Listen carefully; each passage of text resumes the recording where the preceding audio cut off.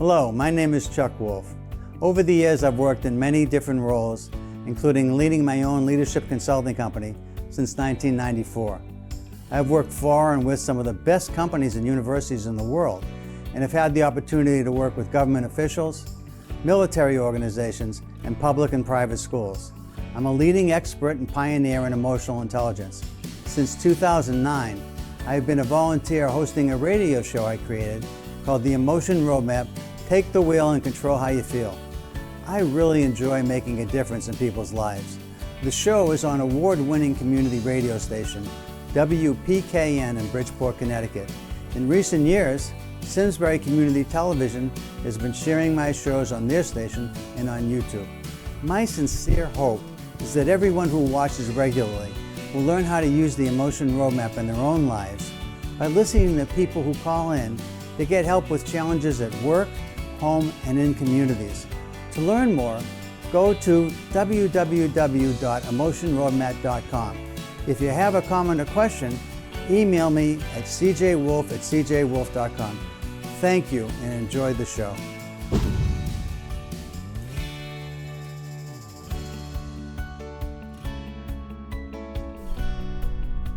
And this is Chuck Wolf, and you're listening to the Emotion Roadmap. Take the wheel and control how you feel. I want to welcome all my regular listeners. Thank you so much for tuning in. It's a pleasure always to be here with you and to be here for you. If you had something you were hoping to call in and speak with me about, and you know what the show's all about, and you've been waiting for me to be on the air again, I'm here for you. So give me a call at 203-336-9756.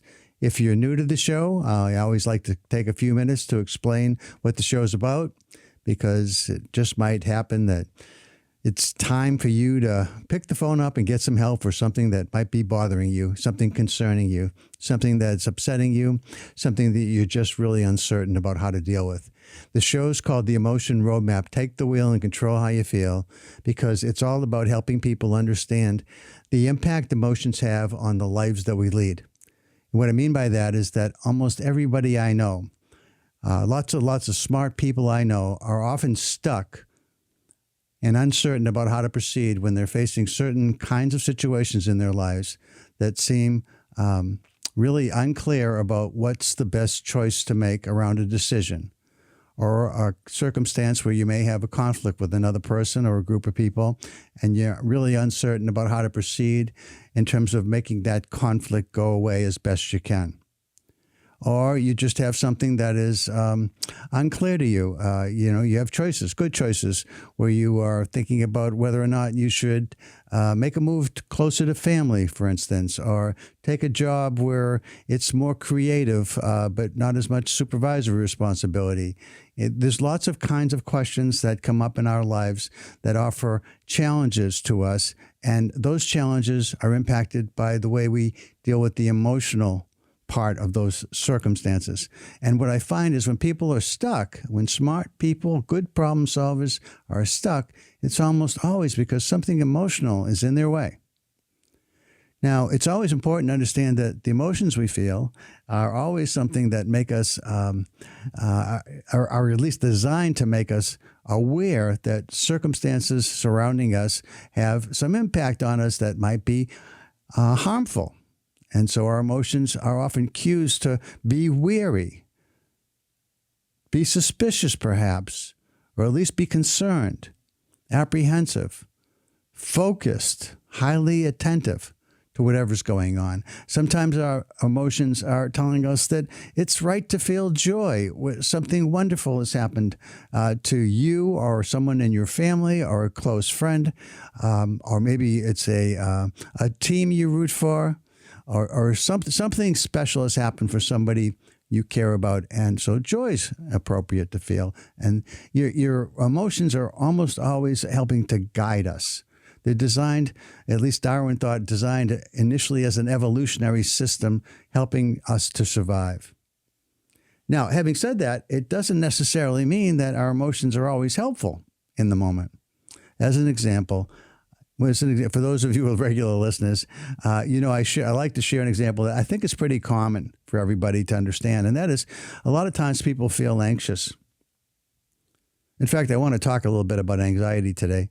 But one of the things that happens is people feel anxious at a time when they need to feel calm or even confident or even inspired. And yet what's dominating them is their anxiety, and their anxious feeling is impacting the way that they're going to perform. And as a result of their anxiety, they're likely to perform poorly. And that is going to have a consequence that's going to negatively impact them or somebody they care about or some situation that's important to them. And so one of the things that I try to help people with is to understand, what are you feeling now? And it's important to value whatever it is you're feeling, because their intent is to help us. But having said that, it's important to understand, where is the feeling coming from? Some of our feelings come from our experiences as young children. So that when somebody big threatened us and we were very small and we felt very upset and frightened, that somebody big and powerful who threatened us caused us to cower and maybe hide or run in fear. And perhaps somebody big and powerful is talking to us now in a way that feels like it's something similar to when you're a child being bullied or threatened. And it causes us to get our backs up and think that we have to run or fight or cower or just hide in the corner. And maybe that's appropriate, but maybe it isn't too. Maybe now we're much more powerful than we were when we were younger. And perhaps the physical threat is more an emotional threat at this point in our lives. And we don't have to cower anymore because we've learned to be courageous. We've learned to be self-confident. We've learned how to protect ourselves. And so that fear as a child that is with us and we carry forward is not rational, at least in this particular circumstance. And so sometimes we have irrational fears based on irrational beliefs that need to be challenged. The emotion roadmap is one way that I help people to challenge irrational beliefs that are based on circumstances from the past. Another way, the emotion roadmap, the idea behind the show that helps people, is to look at whatever it is we might be feeling, like feeling anxious when we need to feel confident. It might be appropriate to be anxious at least several weeks out before we have a presentation to make, as an example. But what if we, several weeks out, realize that we're feeling anxious, and it's a good thing because it means we have to prepare and prepare and prepare, practice and practice and practice, and really know our audience, know our subject matter, know exactly what we're going to speak, to have notes available, but to not need the notes because it's something that we internally have embedded inside ourselves, we're knowledgeable about and able to speak about, and we know we have what that audience is going to require from us, demand from us, and really appreciate getting from us. So when all that's happening and we feel really engaged and ready to go, we no longer feel that anxiety, we feel confidence. So many people have learned that lesson over their lives, but what they haven't learned is that the idea of emotions impacting how they're about to perform or how they will perform in the future or how they make decisions or what they do about conflicts, however we think about that is almost always impacted by how we feel. And we have far more control over our feelings than most of us have been led to believe over the course of our lifetime. Mostly, the metaphor of the person playing poker and getting a set of cards and saying you have to play the cards you're dealt is how we feel about the emotions we're feeling. You have to just deal with the emotions you're feeling. It's just the cards you were dealt. But one of the things I've learned over the years is probably since the late 1990s, where I became involved with the pioneers in emotional intelligence and in a sense became a pioneer myself in this field, I realized that you can change how you're feeling. Now, you can't always change how you feel, but what I found is you can change your feelings sometimes. But you can also change the narrative about the feelings. In other words, our feelings are whatever it is that we physically feel. But what we say about those feelings inside our head, the self-narrative, our self-talk, can be changed and be impactful in positive ways that help us to deal more constructively to whatever it is we're feeling. So when we can't change our feelings, we can often at least change the self-narrative. And if we can't change the self-narrative for some reason, we can sometimes at least push aside, put in a little box, push to the side the feelings that we have for the moment while we engage in something else where we need to feel something different than our current feelings. As an example, if I do have a speech to give, I do give speeches at times for groups. And when I'm preparing for a speech, if for some reason I got a text about something that happened to a family member, maybe a half hour or 15 minutes before I'm supposed to go on stage, something happened to a family member or a friend that is very concerning, very upsetting, distressful. But I can't deal with it right then because I have to be on stage in a few minutes. And how do I push that feeling aside, compartmentalize it somehow, and put it in a little box off to the side, knowing that I have to deal with it, knowing that I can't repress it, but also knowing that I don't have to deal with it in this moment. For this moment and for the next 30 minutes or hour and a half, I'm going to be focused on the people in front of me that need something from me that I'm able to deliver. But I can only deliver it effectively if I can somehow find a way to put the other feelings of distress in a little box off to the side, knowing that I'll deal with them later once this particular event is finished and I'm done. And now I have to go deal with whatever's happened to the family member or friend that I got the text about. So I just want to make the point to you that there are ways that we can deal with feelings that are different. And what I try to do on this show is to help everybody who calls in to understand the circumstances that they're facing in terms of the emotions that are impacting those circumstances, and to see if by focusing on emotions, we can somehow create options for them, for you, that didn't exist before you called. And the reason I do this show and volunteered to do the show now 16 years in is because I find by helping people real time, I'm giving back to the community for all the blessings I've received in my life. And that feels great to me. I'm good at helping people. I like to help people. In a sense, when you call and you ask for help and I'm able to help you, I was just listening to I Messiah a few minutes ago, and his guest, and they talk a lot about blessings in life. Well, it's a blessing for me if I can help you while at the same time other people who are listening get helped as well. I had a person call me, a woman named Stephanie last time I was on, and it was last week, I guess. And last time I was on, and she wanted some help with careers. And so I thought about that, and we talked about it, and I hopefully provided her with some idea about, what you might think and do about changing careers.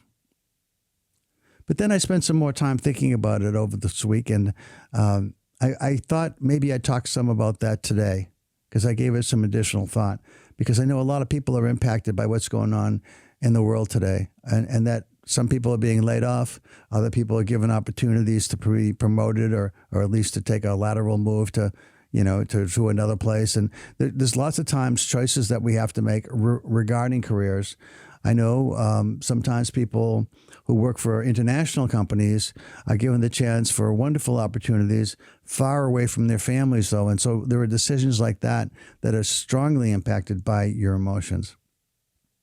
So how do you deal with all the emotions that are in play all the time, but sometimes extremely important to think about when you're trying to make a very important decision, but how to proceed with a decision, with a conflict, with a relationship, with influencing others, with determining what happens with you and your family, on vacation, on a career move, on all kinds of things. So as we go forward into the day, if you have something you'd like to talk to me about, the way it works is I ask you to tell me about it. I try to summarize it as best I can to make sure you feel listened to, number one. And number two is that I really understand what it is you're asking about. And then I ask you about how are you feeling. Sometimes our feelings are just caught up inside ourselves, and the struggle isn't with anybody else. It's just internal. And I focus on how you're feeling. And then I ask, this is so important, a question to remember from this show. How would you like to feel? If you could make magic happen, what would be the ideal feeling you would want for yourself? as you consider dealing with whatever circumstances you're calling in about. So when I said before, hey, if you're feeling anxious and you need to feel confident, okay, that's what I'd be asking about. So, okay, you're feeling anxious and you want to feel confident. And then I ask, how can we help you to get there? The idea of a roadmap is to move from one place to another. So an emotion roadmap is to move from one feeling to another. And that's what the show's about. So if you've got something that you are concerned about regarding careers, your workplace situation, problems with people that work for you, problems with someone you work for, problem with peers, team members, problems with people that you have as customers or vendors, anything that you might think of in the workplace where you're having some circumstantial, the situations are such that you are uncertain how to proceed, how to deal with them. That's grist for the mill for me. That is something that I can work with and try to help you with. If you're dealing with people at home, if you're dealing with people at home and you have children at home and you have family members at home that you're struggling with for whatever reason, and maybe it's not directly in your home, but it's a sibling, a sister, a brother, or a parent, whatever it might be in your family, again, that is information that's useful to everybody out there because we all at different times struggle with families and relationships.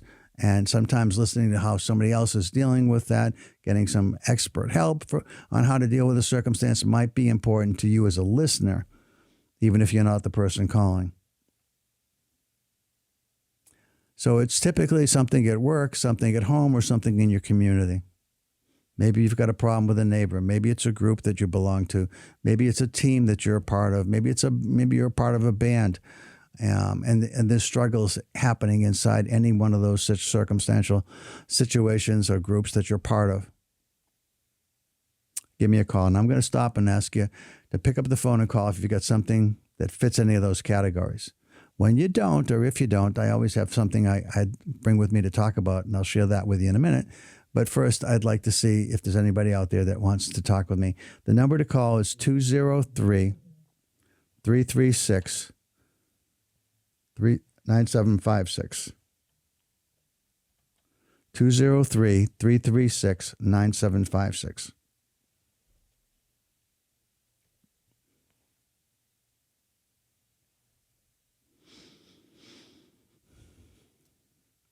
$203-336-9756. Okay, I'm going to share with you a couple of the things that I brought with me to talk about today. One is gentle parenting and anxiety. I don't know if they actually are necessarily related to each other, but it seems to be an unbelievable amount of children suffering from anxiety. There also seems to be an enormous push for something called gentle parenting. And if you're a proponent of gentle parenting, I'd be interested to hear your take on it and how it's working for you. If you're struggling with gentle parenting, I'd be interested to hear what your concerns are. And if you have children at home who seem extremely anxious and you're wondering what to do about it, and you've had any successes you could share, that'd be great. But also any concerns that you have. And then just perhaps we could have other callers call in and say things that they've done that they found successful in helping with similar kind of circumstances. But I do hear from a lot of people that there are a lot of children these days. Seems like more than what would be considered normal, that are highly anxious most of the time. So those are a couple of topics I'd be interested if you wanted to chat about. 203-336-9756. Another thing I had mentioned that I would talk a little bit about is something having to do with psychoses. California On Care, ONCARE, I believe, is a group that is dealing with people that have what they call thought disorders, where you might actually hear voices or have hallucinations, not be able to separate reality from what's not real. And they seem to have a program where They are helping people to talk about and deal with voices inside their head that are delusional, and helping them to actually feel like they can have a conversation with that delusional voice, to test that delusional voice for any basis in reality. And they seem like they have some success, but it's a very expensive program. I found out when I talked to the creator of the program, and it probably wouldn't be available to most people. So if you're if you have a child or a young person in that situation, and you're very wealthy, you should look them up, California On Care. But I spoke to the person who was one of the creators of this, and I just didn't think it would be helpful to have him on the show. So I'm not gonna do more with that, other than to tell you that it's out there, and I'm excited about it because I do think that it's useful to understand that there are some breakthroughs coming, but I'd like them to become mainstream and useful to all people, and that's not the case at the moment right now. So we'd encourage you, though, if you're someone that feels like you want to investigate that it seems like it's worth finding out more about. And the reason I brought it up at all, because I don't know anything about this program, so I can't recommend them from any personal experience, but I did read about them in the Wall Street Journal, and I think of that as a credible newspaper, and people that do thoughtful research. And the fact that it was in the newspaper, I thought I'd at least bring it to the attention of my audience and suggest, if you have people in your family who are dealing with psychosis, that maybe you want to look them up and talk to them. So I wanted to just finish talking about that. Then the next thing I wanted to deal with is this idea of careers. So I'll talk a little bit more about that in a moment. But I do want to ask you again, if you've got something to call in about. The show is called The Emotion Roadmap. Take the wheel and control how you feel. What I believe happens to people who are listening to the show is that they've got things they're not certain they really qualify for something that would be useful to talk about on the radio, but at the same time, they're feeling like, yeah, they could use a little bit of help. They wouldn't mind talking, but they're a little nervous about picking up the phone and dialing the number. And then sometimes they wait till the very end of the show, and that's when I don't have any time to help you, because the show's only 55 minutes long.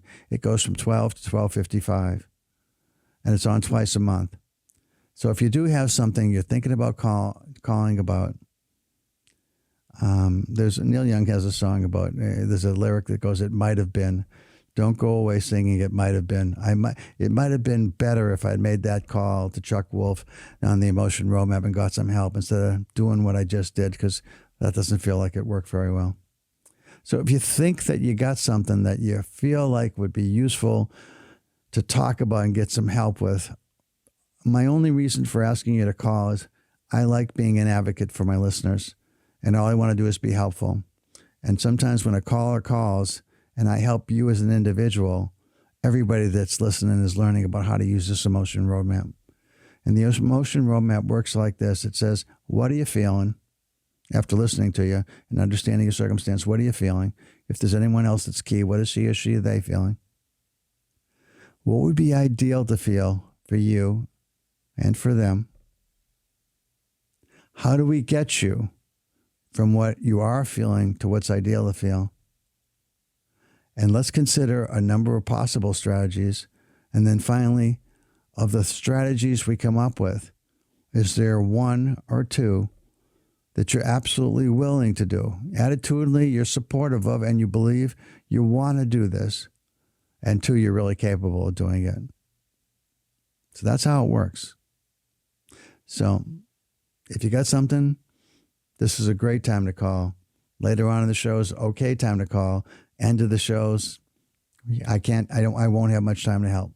So it's 203-336-9756. 203-336-9756. Hi, this is Chuck Wolf. You're on the air. Who am I talking to, please? Hello. Good afternoon, hello, Mr. Chuck Wolf. Can you hear me? Hello? Hello? For some reason, I'm not hearing you. Let me see if I can. Are you there? Yes. Can you hear me now? I can hear you now. Thank you. Okay. You're most welcome. I know sometimes buildings, the reception can be very challenging depending where you're at. Could I have a name to call you by? Yes, my name's Jay. Jay? Okay, thanks, Jay. Thanks for the call. Something you wanted to talk about or something you'd like some help with? First of all, yes, thank you, and you're most welcome, and good afternoon to everyone. Thank you. You're welcome. I don't know. I don't want to say I don't know. My thing is sometimes I'm 53, and don't get me wrong, I love working where I work at, at the hospital emergency department. I work with people in the, behavioral health unit. Okay. And I love what I do.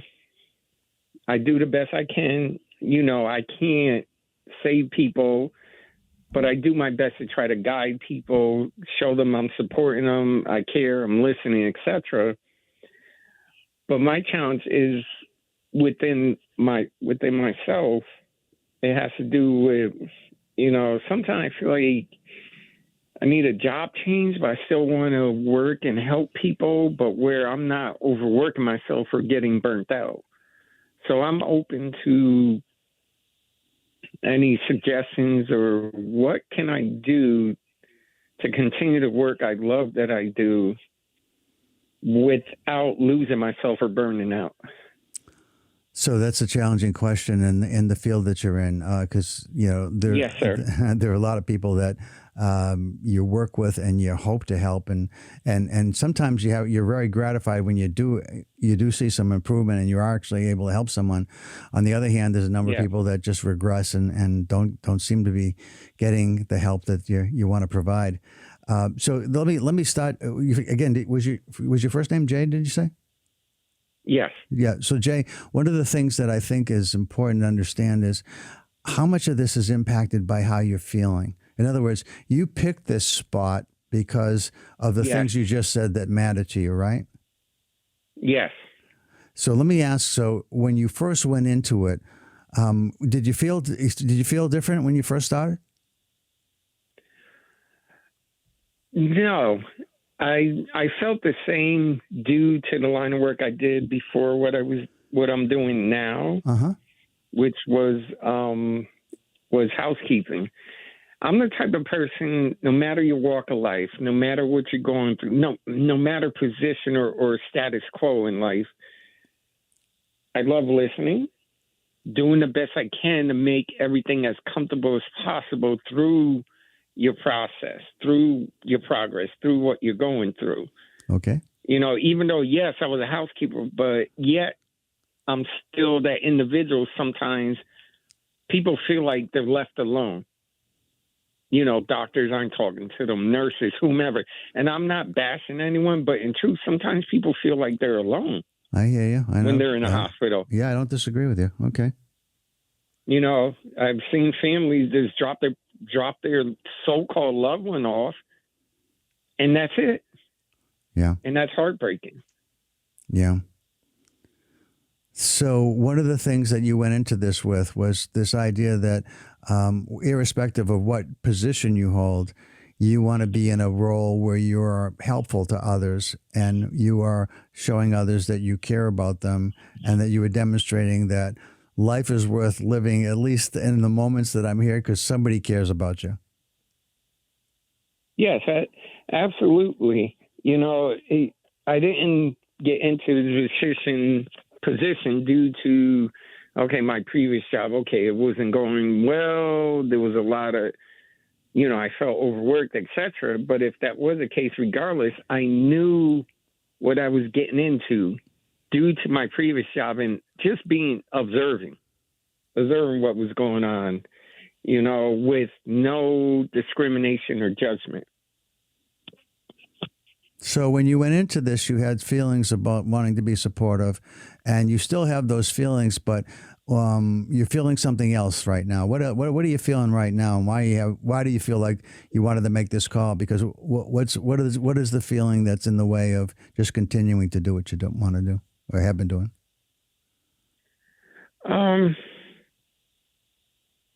I want to feel like it's not about just me, look at me, look what I'm doing, or getting credit or waiting for somebody to acknowledge. But it's more of, I want to continue to work, but still be able to live my own life as well. What's preventing that from happening, do you think? In some cases, I feel like I do it to myself, overwork, not getting the proper rest, or not even at, not that I don't venture out in life, like going to functions, coming across different people, meeting different people, at social events, etc. I feel like I need to live my life even further. And so you feel like staying in this role prevents that somehow?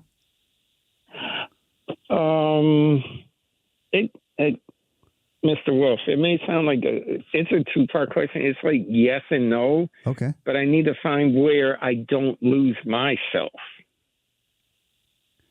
So if I understand correctly, you it's not that you don't like what you do, but it's that at some point you feel like you get a little lost in it, and you need at least it sounds like you need some time for you somehow to be just for yourself. Does that sound right?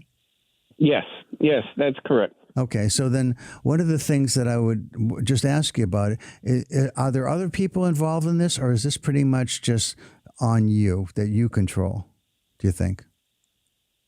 Do you mean in regards to with my field of work?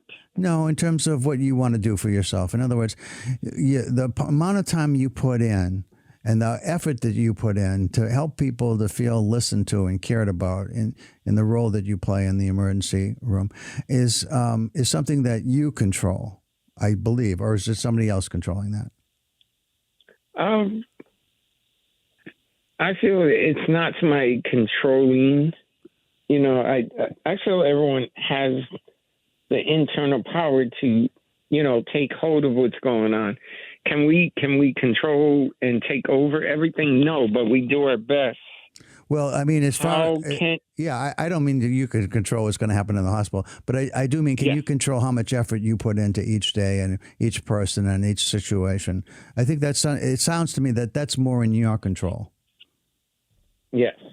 And so part of what I'm trying to understand and help you with, Jay, is if you're feeling like still good about the effort that you make, and you know that, well, sometimes doctors, nurses, others may feel too busy. I don't want to judge anybody, but for whatever reason, they're not listening to people that you get to see and that you get to spend some time with.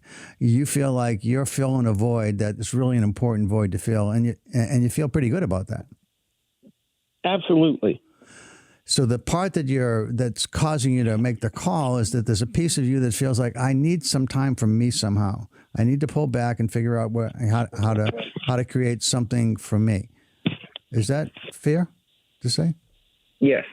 And so my question for you is, have you already tried some things and experimented and it hasn't worked? Or are you considering some options, you're just not sure which way to go? I actually in progress, having other outlets, like, for example, going to the gym, attending, for example, like concerts, whether it's jazz, rock, whatever it may be. Sure. I just need to extend as far as like traveling furthermore, like in this country and others as well, to experience the culture shock, to experience other people ways of living. Okay, so you feel like you want to have some other experiences outside of the hospital to feel fulfilled, because it's kind of like you're filling up a lot of other people's buckets, if you will, and you'd like your bucket filled a little bit on the outside. Yes, sir. Okay, that is fact. So let me ask. I don't know if there's things that are holding you back from that, but having just listened to you and just played back to you what I heard, it seems like the feelings that you have are still good about the hospital. So I don't know if it's a different work setting. It's more about how do you create better balance as I listen to you. And it sounds and I wonder if it's within your control to seek out more balance. I wonder what it would take for you to actually make, because that's the question in the idea of a roadmap is you're feeling a certain way and you want to feel something different. How do you make it happen? And in this case, it's like, how do you get better balance, Jay? What are some of your thoughts about what might work to create some better balance for you?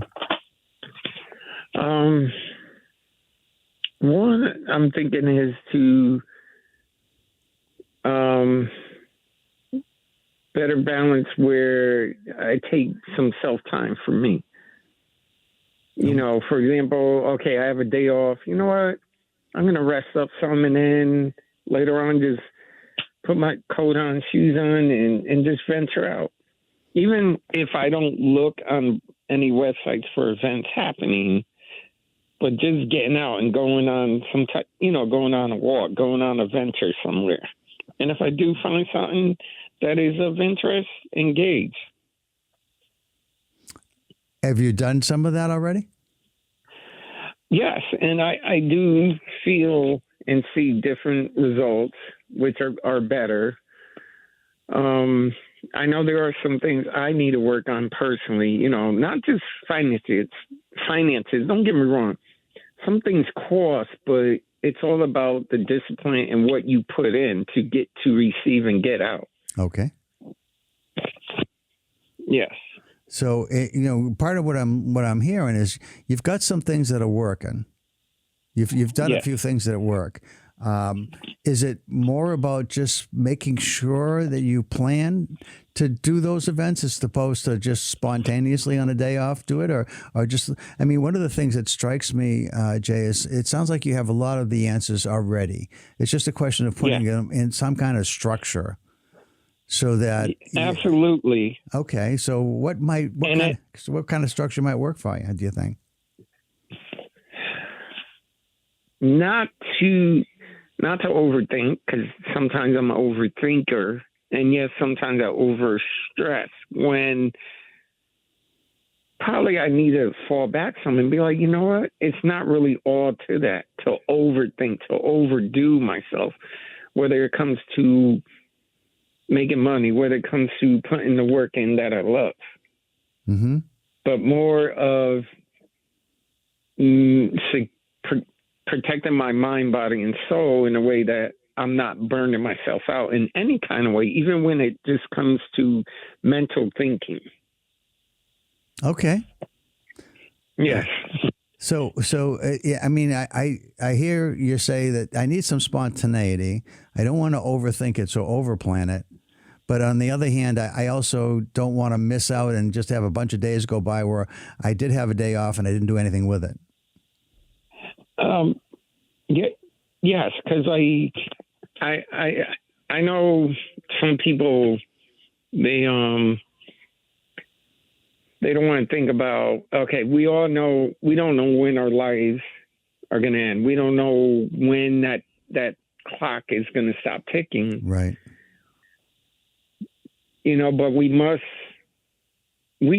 first of all, I feel like we must be aware that, okay, but we don't have to be scared of it or worry about it, that we should still continue to do the best we can while we're still given time, while we still have breath and we still have life within our own selves, and not worry about, because family, whatever reason, didn't invite us to different events or travel, or so-called friends don't even bother to give a ring sometime and say, hey, Jay, let's go. You know what? In 2 months, I'm planning to go to Brazil with some friends. You want to come? We're going on this date. Hey, cool. No problem. But I'm the type, I'm not going to throw a rope over somebody and keep pulling on them until they respond. Because I feel like that's just too much time wasting. And I'm not trying to have a horse race with life and death. It's just a matter of, okay, let me continue to work on me. Or maybe it's something I'm afraid to take a step in that will improve my life financially, mentally, physically, spiritually. So maybe one of the thoughts I'm having perhaps is that you've got a lot of the right pieces. It's kind of like a puzzle to me, Jay, Yes. just listening to you. And you've got all the pieces kind of laid out on the table, and you're trying to see how they all fit together. Yes. And one of the things that you might want to spend some time with is just kind of reflecting on, so what are my key goals here? And in every given month, maybe think about it in a week or in a month, but, how much time am I taking towards any of these goals? And how much time do I want to take? Because as you say, we never know how much time we have, but it's kind of like, how do I live my best life? Yes. Right? And go ahead. I'm sorry, Mr. Wolf. I'm just wanted to chime in briefly. Sure. My life, but as well, I have 3 kids, 2 boys, 1 girl. Uh-huh. And I want to enjoy my life, but also my life with them. Sure. For example, traveling. I want to travel on my own and travel with them. So down the road, when my life is all said and done, at least I know I show them to the doorway to the world. Like, don't worry about what the news says. Still listen to it, but don't worry about it, because there's parts of the world that sometimes social media or someone says, oh, don't go there because it's horrible. You got to do your research for yourself and then work on, exploring and going on that journey. Right. Right. So it sounds like, you want to take some time out, sit down after we talk, lay out a piece of paper and say, okay, goals, spiritual, financial, whatever others, travel, family, alone, and just kind of look at it as puzzle pieces and say, how do I put a plan together that makes me feel like, yeah, that's what I want to do? Yes. Does that sound like it'll give you the feelings that you want? I don't think it's about work. I think it's more about life balance. Absolutely. Or sometimes I before we do end our conversation, which I want to say thank you for taking time out to listen. Sure. And also give some insight on how do I want this plan to happen? Where do I want it to go? Yes, there's going to be bumps, there's going to be bruises, there's going to be things that we have no control over. But I want to know, I just want to, not do it to compete or try to live someone else's life, but knowing that I am just as capable as anyone else, regardless of financial quo, regardless of where they're at in life.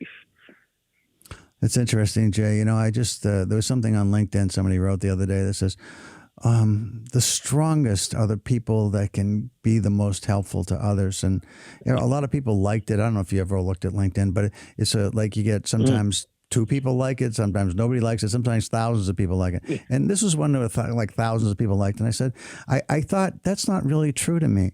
I thought, it's not really the strongest people that are able to help others. I think anybody can help others. It's the most compassionate, caring, supportive people that can help others. And sometimes they're strong and sometimes they're weak. And I don't know that matters.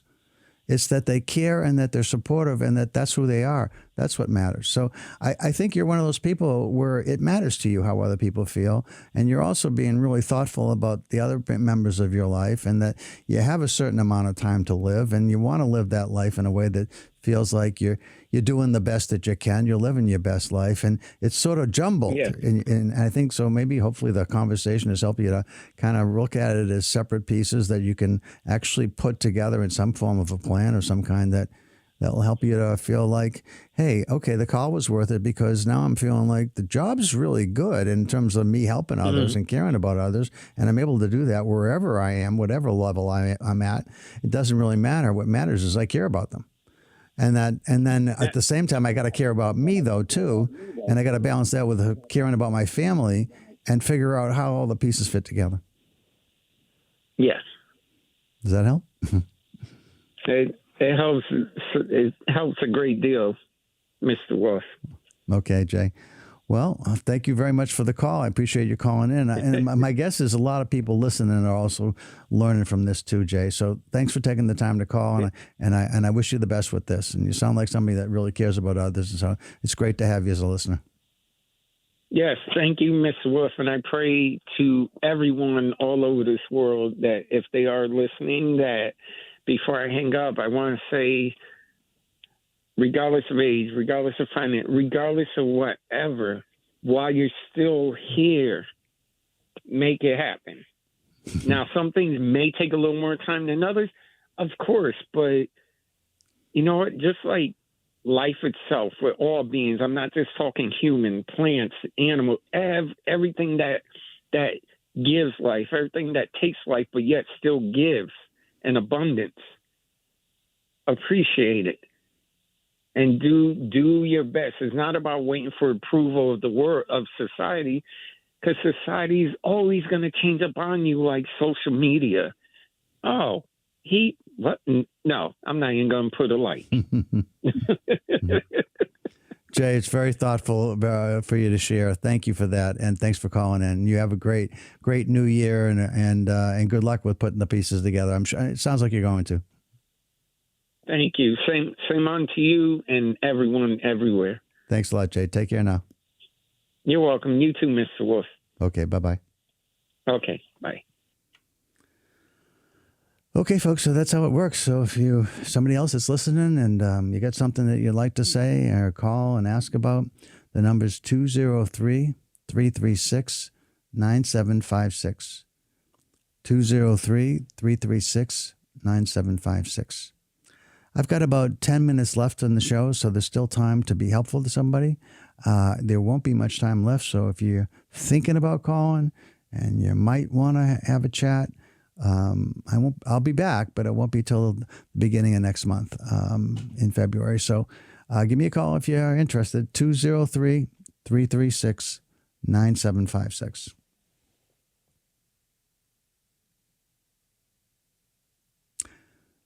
Okay, well, I'll talk to you about a couple of other things that are about careers. I was going to say something to you about careers. And it was interesting to talk with Jay about this because a lot of times people think about changing careers. I think, Stephanie, if you're still listening from last week, sometimes we think we want to change careers because we're looking for something in our life that's change. And sometimes we think a career move would be a really beneficial move. And honestly, sometimes it really is. But it isn't always. And sometimes it's not about changing our careers as much as changing how we feel about what we're doing and maybe how we're doing what we're actually engaged to do. Is there a different way to do it? Is there a different way to feel about it? Are there some relationships that are problematic in the workplace that are causing us not to love the job or think about the job the way we used to? Is there some way to clean up those relationships or at least not allow those relationships to impact us as much or even at all? And so I think there are some things that you want to look at really hard before you decide to just pick up and leave. One of the people I had a chance to interview is somebody who's become a friend over the years, Richard Boyatzis. Richard Boyatzis is really, really well known in the field of emotional intelligence and also in the world of leadership development and competencies. In terms of leadership competencies, Richard was one of the first people ever to talk about there are certain kinds of competencies that are critical for any leader. Things like your ability to make decisions, the ability to hire the right people, the ability to hold people accountable, the ability to think strategically. In any case, there were certain things that kind of stood out, and Richard was one of the first people to ever write about them. And Richard wrote a book about helping others, and I interviewed him about his book. I really liked the book a lot. And one of the case studies in the book is about an information technology manager who was very successful at what he was doing and a little bored with it. What he thought he'd like to do is he wanted to actually help young people, be a mentor to young people. And he thought about moving off into a career where he might become a teacher or a counselor, something different that he had never really done before, but thought he might enjoy. And Richard worked with him over a period of time. And Richard talks about something called your best self. What's your ideal best self? What's that look like? In 15 years from now, Richard likes to think really strategically. Well, what do you want to become over the course of your lifetime? What do you want to look back and say when it's all said and done? What have you done with your life? And as he worked with this individual and began to understand some of the things that the individual wanted for his life and all the different goals and aspects of his personality and his life and what he was living, he understood that the individual actually didn't want to give up the income he was making. He was a very high-level information technology senior leader. And plus, he was really good at it. He just became a little bored with his life because things seemed quite simple. The things that had been challenging and exciting when he first took the job over many years ago and on the way up the ladder were no longer that challenging anymore for him. So he just kind of knew how to do most of what came every day, and he was looking for something different. But over time, working with Richard, understanding who he was, what he cared about, what he loved, he realized that if he stepped away from that IT job, he would lose the income he had with it, number one. Or maybe that wasn't even number one, but it was a high-level number. It was important. But also, he would give up things that he loved, that he was great at, and that a lot of people weren't great at. And he really made a difference for his organization. And he was proud of that difference that he made. And he didn't necessarily want to walk away from that, but he wanted something additional in his life to make life a little more exciting, a little more meaningful, a little more challenging. And he decided he would become somebody that worked with. He had some children, and one of the children had expressed some interest over time in becoming an Eagle Scout, and he became involved with scouting and doing some of the work where he became a mentor. And actually some of the kids that he began to help them to learn about IT and information technology. And so he was able to combine some of his earlier interests, things that he was great at, but in a way that was exciting to him because it was now in a way that there was no pay for this. It was just things that he volunteered to do that he got to do with his family members, and it was just a lot of stuff that just seemed like it fit what he was looking for without changing his career. So that's one thing I want to say about careers is before you decide to leave, if you're not being asked to leave, you're told to leave, that's a whole different story. But if you're just thinking that you're a little bored because you know how to do your job and you've been doing it for a while, and it seems a little bit repetitive, even though there are challenges, but there are challenges that you know how to meet in your sleep, and you want to be more innovative or do some other kinds of things, look to see on the periphery if there are ways to do things that combine time with your family, ideally, with some of the other interests that you might have that feel challenging and important to do and make you feel more whole somehow. Not that different than what Jay was saying. Make the best of the time that we have here. So that's one thing I wanted to say about careers. Because that, in part, Stephanie, you asked me about this last week.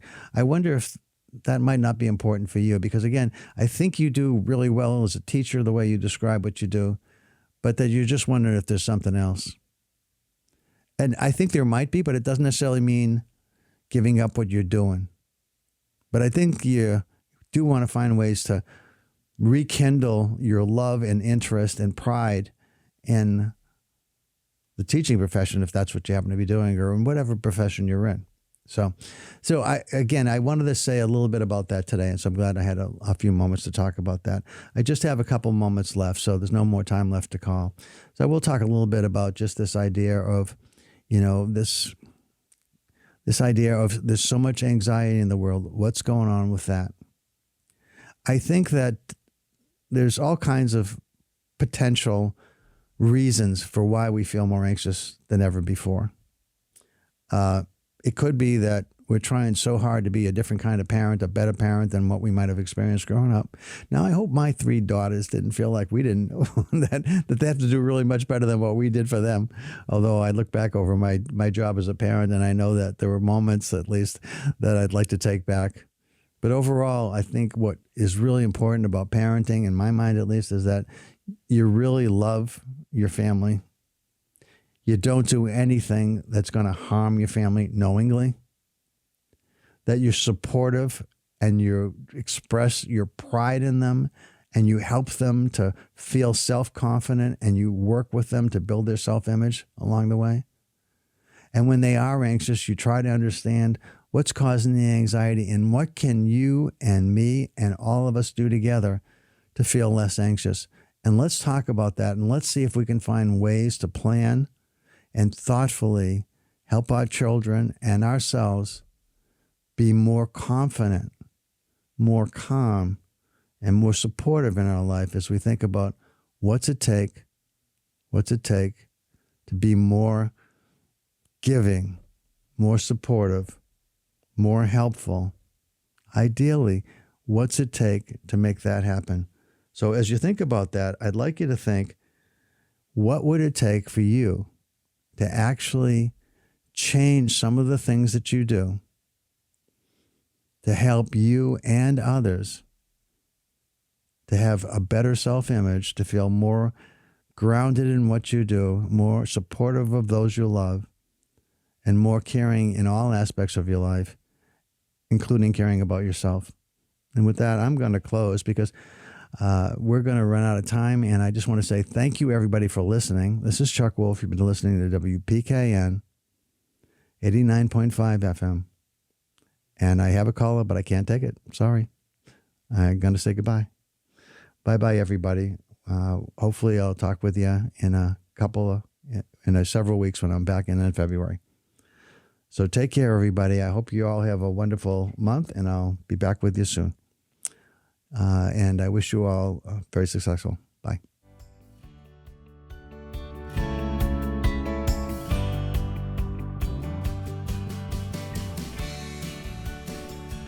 For over 40 years, SCM has been the voice of our town, bringing us together through local programming, education, and live broadcasts. SCM isn't just about television. It's about empowering our community, ensuring our voices are heard during government meetings, and celebrating milestones like our high school graduations. But today, SCM faces a challenge. Our funding structure is based on television subscriptions. And it's no secret, people have been cutting the cord. With a shift to internet-only subscriptions, SCM receives less revenue, even though all our programming is freely available online. We need your support. We need your support. We need your support. We need your support. We need your support. Your donation can make a difference. It will ensure that SCM remains open, continues to educate our youth, and keeps our community informed. Thanks to SCM, I've been honing my creative skills, helping me work towards my college degree. SCM is crucial for keeping our community connected. SCM isn't just here to broadcast local events.